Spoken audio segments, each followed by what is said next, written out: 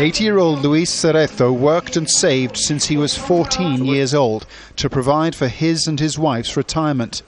And when his bank manager urged him to invest his savings in preferential shares, Luis and more than 500,000 other Spaniards followed that advice. He was promised a 5% return, that he could withdraw his money whenever he wanted. He thought it was safe.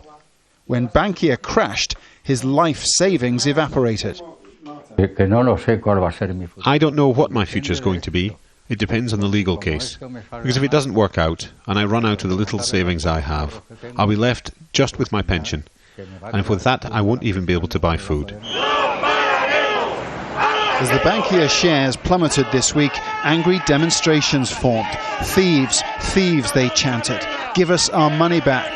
These, often elderly investors, had been looking forward to a comfortable retirement. The guy at the bank, who we trusted all our lives, told us to invest. I had a pension plan and I cashed it in and invested it. And now they've kept my pension and my wife's, and we have nothing.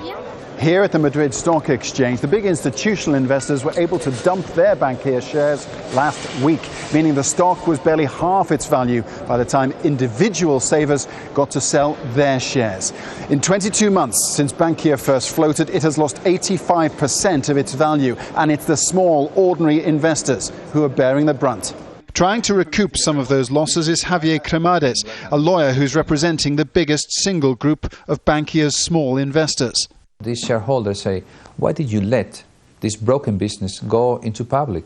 Why did you let me invest in... I knew that I had a risk if I buy a share, but I didn't know that it was a broken business. The Bankia story is a tragedy of epic proportions. Few, if any, will get their losses compensated. The most elderly of the investors is unlikely to live long enough to see the legal cases reach a conclusion. And not a single bank executive has been found guilty and jailed for what occurred. Paul Brennan, Al Jazeera, Madrid.